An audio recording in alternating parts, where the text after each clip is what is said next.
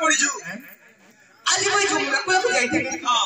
सही जमुना कुल रे मोर राधा भाई के देखा बिल मत यार का के देखियो मोर राधा भाई के मारी ना लापुआ क्या करबी सखा की बरे तार माई के देखि भी पागल है कथा আছে बाबू रे हां तालगत के जीवार बेल आ ताल पड़वार बे हां तो सही समय रे मोर माई भी पाना नहीं गेथिले हां सही समय रे मैं भी गेथि सखा देखला बेल मोर माई के गुटे मोटे इशारा कर देले बोली मोर मन ता नहीं बुझन उठावे तोर माई तो इशारा कर देला हो सखा अरे बेटा के मामू जी जो है कि केन संग मैं तोर भाव दियर भाव दे हतो बना सका गुटे तोर माई तो इशारा कर देला वाह सखा मोई भी नानी पर जाए मोर माई काहे रे मोटे गुटे इशारा करे बोल के मारी देला माई तो सखा में काना करबी बोल छे का करबू आरू तबे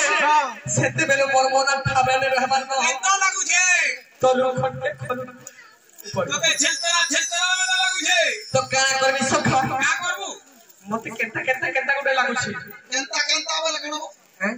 पर झुमरा के लागला झुमरा ने लागवा सुई देखु जे नहीं लागू सुईला भी नहीं लागवा तो केंता हिचे सखा डाली चौक केंता है नुआ है बाबूआ से का खटिया सी छे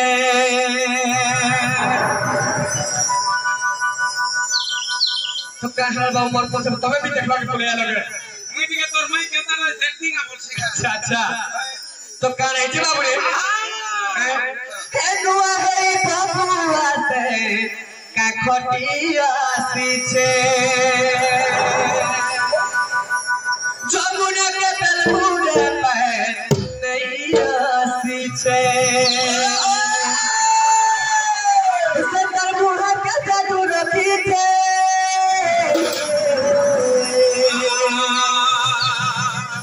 देखला तलबुर रे उठे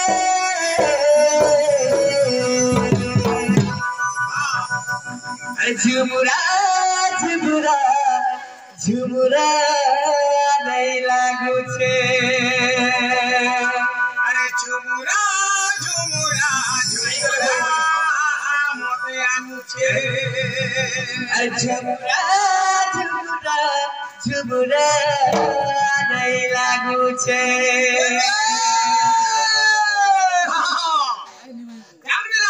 तोर बाबू तेलबुरा नुनबुआ पे पानी जाई छे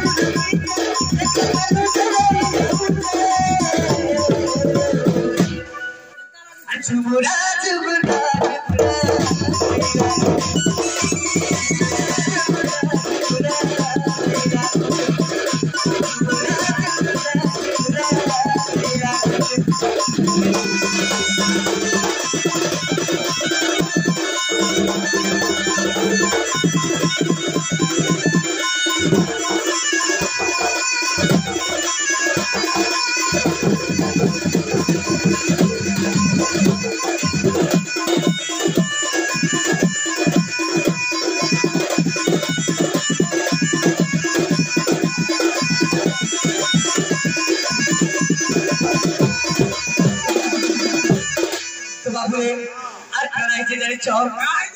लाल साड़ी के पीछे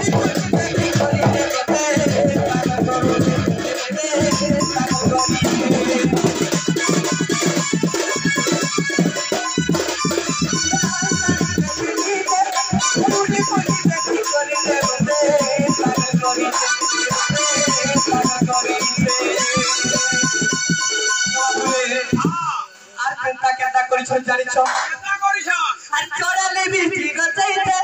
আরে মুলি মুলি হাসি করি রে মকে ঘায়ল করিছ আর লিপস্টিক ছড়াই না দি পড়ছা আচ্ছা এতি লাগিব তুই পাগল হদু হত সখা জানু যে তো বাবুরে আর চড়ালে বিটি গচাইতে আরে মুলি মুলি হাসি করি রে মকে